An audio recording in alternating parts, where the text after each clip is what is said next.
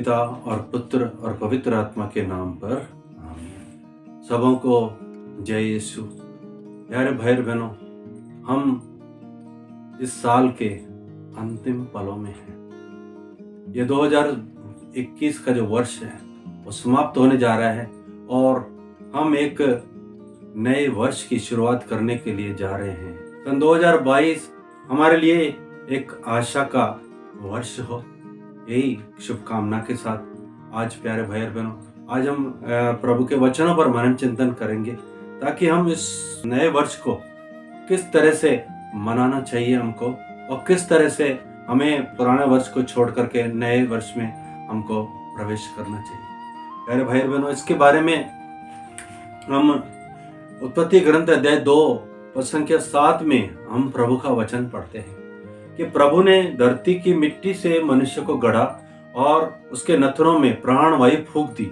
और इस प्रकार मनुष्य एक सजीव तत्व बन गया। यानी कि जो श्वास है, जो हमारी जो जिंदगी की शुरुआत है, वो कहाँ से प्रारंभ हुई? प्रभु का वचन कहता है कि ईश्वर ने हमको बनाया और अपना श्वास उसने हमको दिया। यानी कि जो भी श्वास हम जो लेते हैं दुनिया में प्यारे भाई बहनों, और एक दिन हर पल जो हम सांस लेते हैं वो किसकी देन है? वो सब ईश्वर की देन है। अगर ईश्वर उसको नहीं देता है तो हम मृत प्राय हो जाएंगे। और इसके बारे में एक और वचन पढ़ते हैं, स्तोत्र ग्रंथ 104 29 से 30। वहां पर प्रभु का वचन कहता है, तो उनसे मुंह छिपाता है और वे घबराते हैं, तो उनके प्राण वापस लेता है और वे मरकर फिर मिट्टी में मिल जाते हैं। यहाँ पर प्रभु का वचन हमें बताता है, जब वो श्वास हमारी निकल जाती है हम वापस मिट्टी में मिल जाते, जहां से हम लोग आए हैं। प्यारे भाई बहनों, इसलिए ये एक श्वास का आदान प्रदान है। एक श्वास हमको मिलता है, एक श्वास हमको हम छोड़ते हैं। अगर हम छोड़ें और दोबारा नहीं मिले तो हम तो गए। इसके बारे में हमारे एक अजमेर के महान साहित्यकार जॉन बैप्टिस्ट बतलाते हैं, every breath is a gift of God. अगर हर एक श्वास जो है ईश्वर का वरदान है। क्या पता हमने आज अभी श्वास छोड़ी और दूसरी श्वास हमको नहीं मिली। हमको मिलती रहती है, इसलिए हमको लगता है कि हमने छोड़ी है तो जरूर हमको मिलेगी। लेकिन जिस दिन हमने छोड़ी और हमको नहीं मिली, वो हमारी अंतिम श्वास बन गई और हम लोग मिट्टी में मिल जाएंगे। फिर लोग हमारे लिए बोलेंगे, वो फला व्यक्ति था, वो फला तारीख को उसने आखिरी सांस ली, अब वो दुनिया में नहीं है। प्यारे भाई बहन, इस श्वास के आदान और प्रदान में हमारी जिंदगी है। ये श्वास प्रभु ने आपको और मेरे को सबको दिया है और ये श्वास ईश्वर का वरदान है।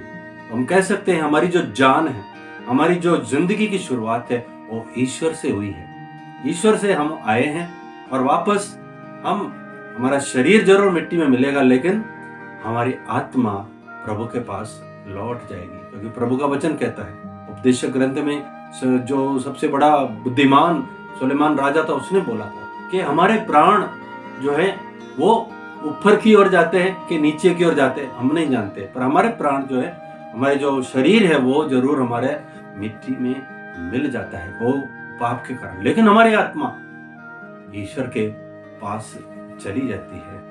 प्यारे भाई बहनों, यदि ईश्वर हमारा ध्यान नहीं रखे, यदि वह हमें अपना आत्मा वापस लेता है तो सभी प्राणी नष्ट हो जाएंगे। ऐसा अय्यूब के ग्रंथ में लिखा, अय्यूब 34 14 से 15 में ऐसा ही लिखा।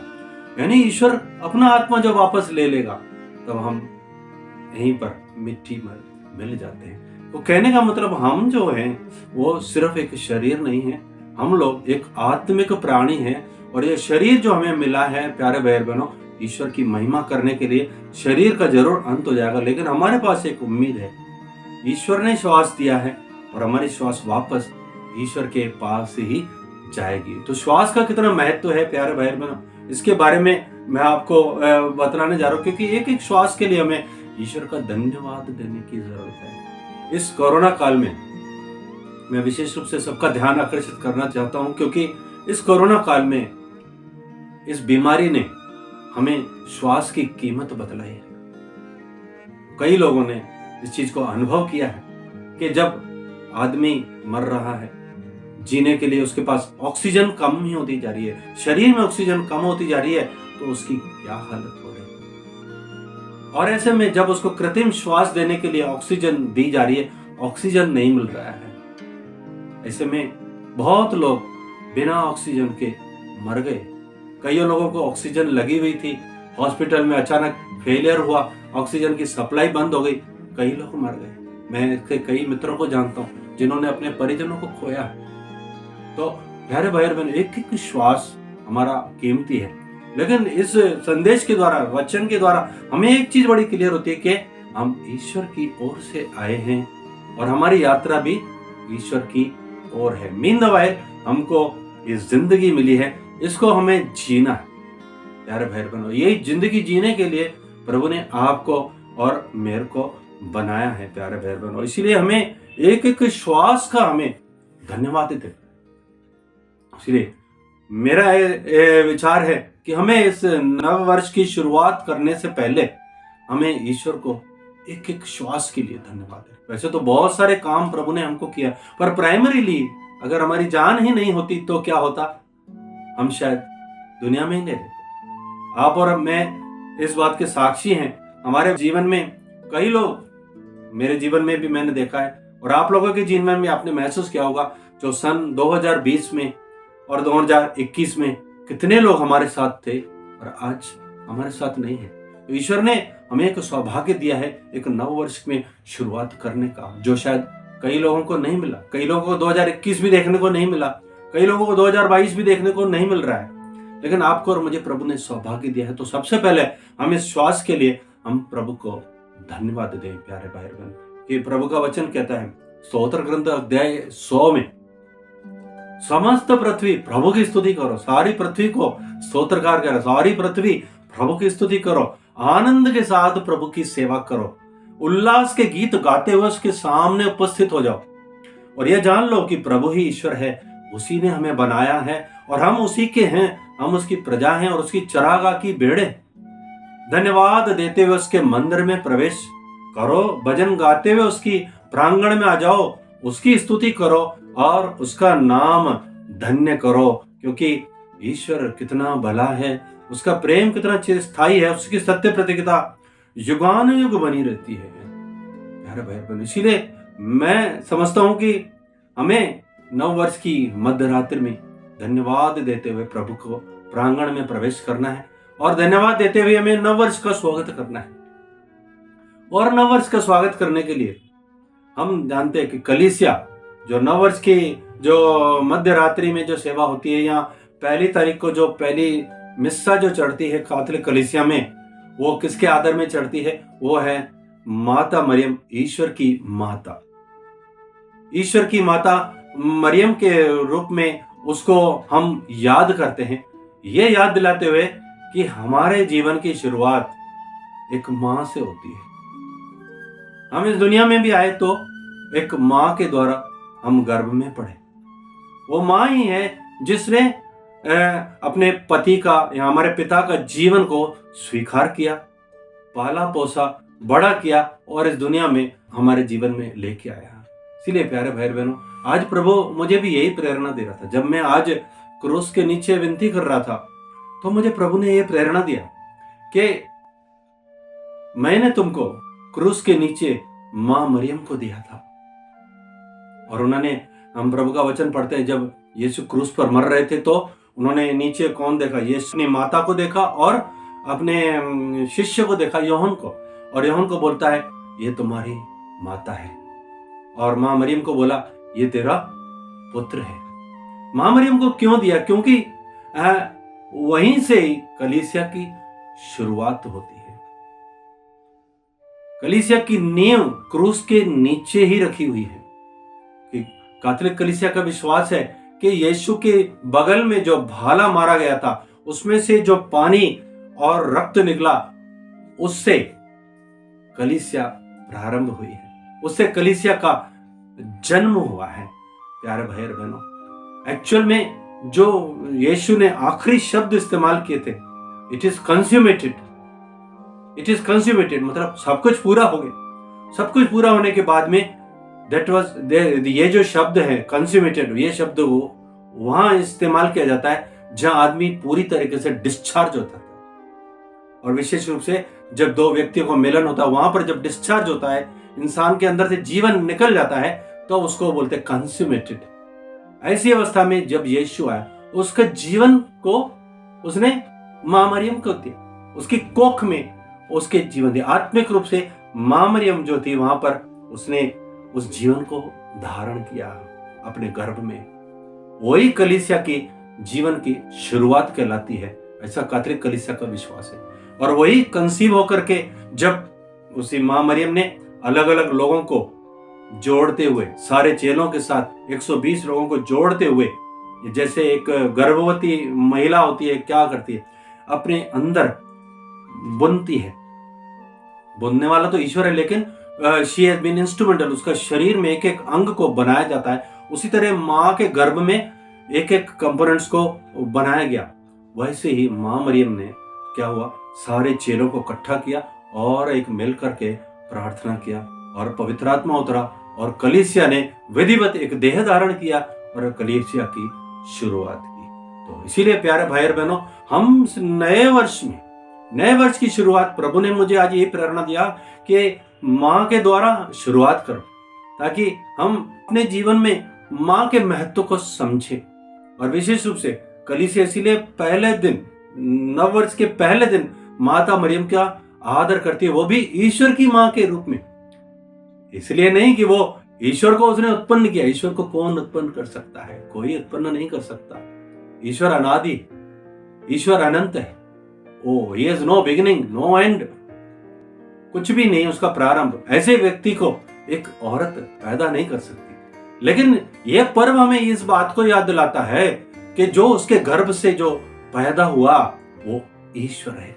वो ईश्वर है, पूर्ण रूप से ईश्वर है और पूर्ण रूप से मनुष्य है। और वो उस मनुष्य की माता है जो उसके गर्भ से निकला। लेकिन वो मनुष्य वास्तव में पूर्ण मनुष्य होने के साथ में पूर्ण ईश्वर भी है।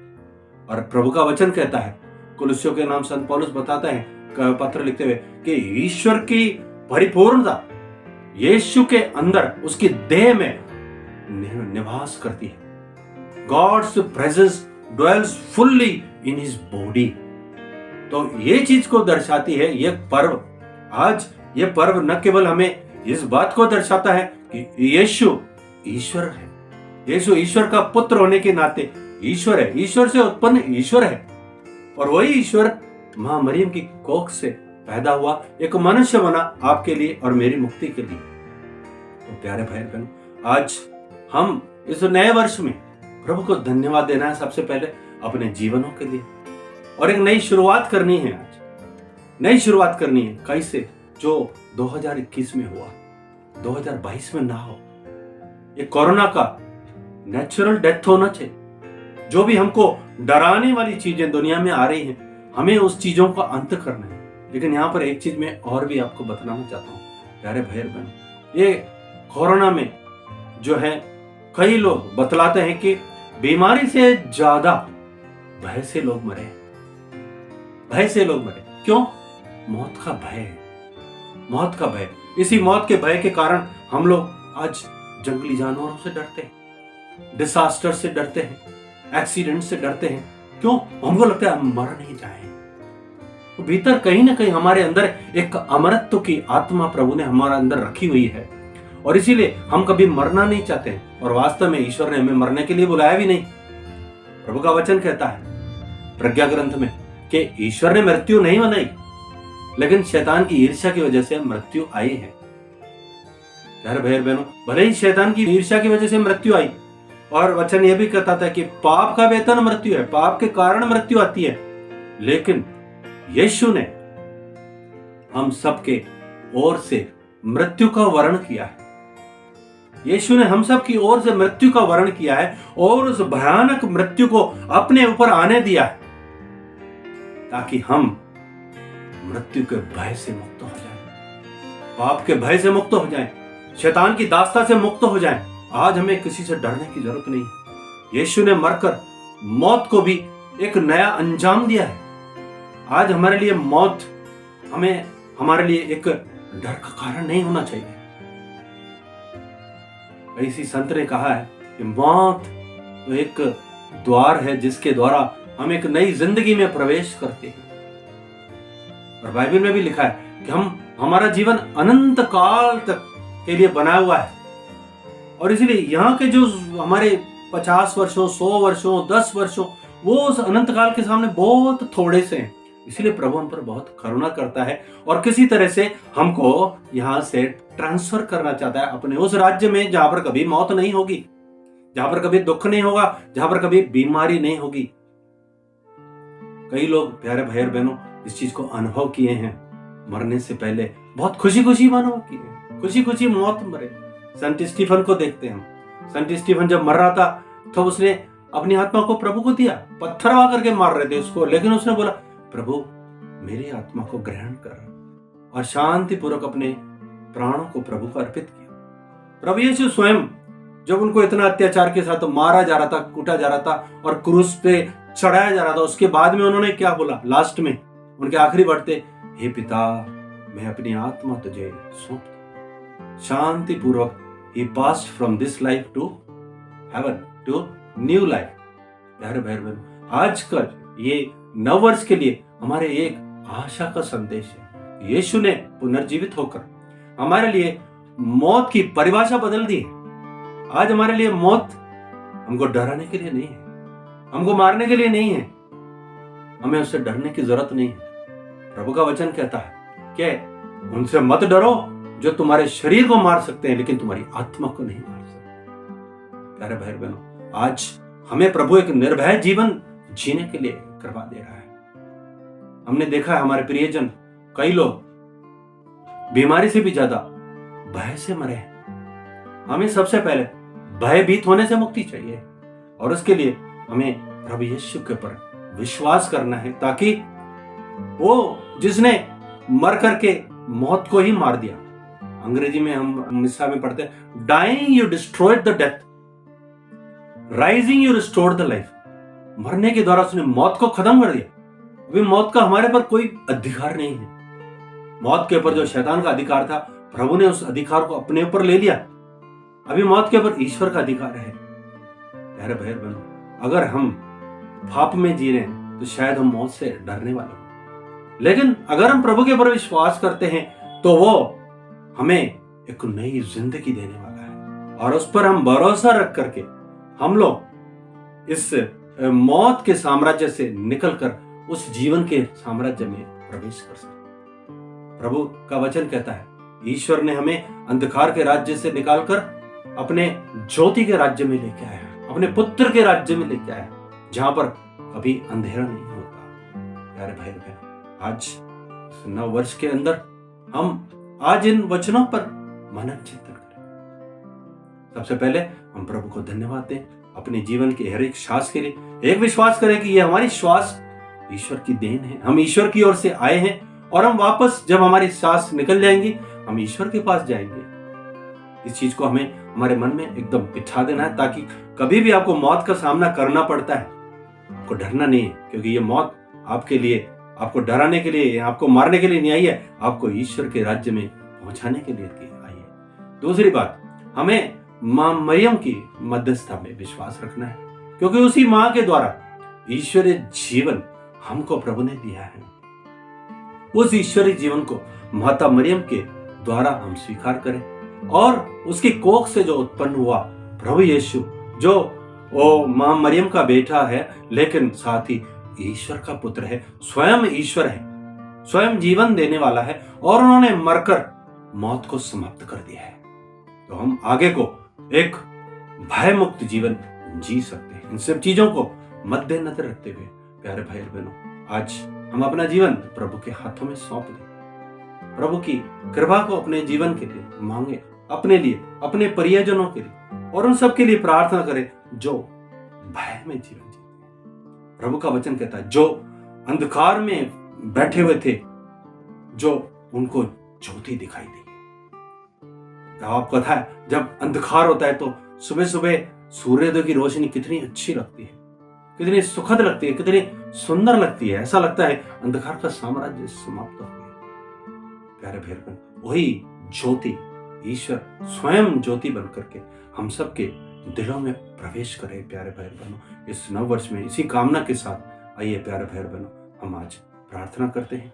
हे प्रभु, आज हम अपने आप को तेरे चरणों में रखते हैं। तेरी कृपा से हमें भर दे प्रभु, ताकि हम धन्यवाद देते हुए प्रभु तेरे प्रांगण में प्रवेश करें। और जब भी हमारी मौत का भी सामना हो, हम धन्यवाद देते हुए प्रभु तेरी मौत का आलिंगन करें, क्योंकि हमें विश्वास है कि प्रभु तू हमें लेने के लिए आने वाला है। इसलिए सबकी सुखद मृत्यु के लिए भी हम विशेष रूप से प्रार्थना करते हैं। जो इस वक्त मरणासन्न है, जो लोग बहुत बीमारी में हैं, जो लोग मौत के भय से ग्रसित हैं, उन सबको प्रभु मौत के भय से मुक्त कर और रोगियों को चंगा कर प्यारे प्रभु। जो लोग भी प्रभु जी निराशा में डूबे हुए हैं, इस साल में, नए साल में प्रभु एक आशान्वित जीवन जी सके, एक ऐसा जीवन जी सके प्रभु जो तेरी इच्छा के अनुसार, क्योंकि तेरे राज्य में प्रभु कहीं भी अंधकार नहीं प्रवेश कर सकता प्रभु। तेरे राज्य में शांति है, तेरे धार्मिकता है, तेरी धार्मिकता है और तेरा आनंद है। वही शांति, धार्मिकता और आनंद का राज्य सर्वत्र स्थापित हो। इसी प्रार्थना के साथ हम यीशु के नाम से मांगते हैं, आमीन। सबको जय यीशु और नववर्ष 2022 की सभी को दिल से हार्दिक शुभकामनाएं। जय यीशु।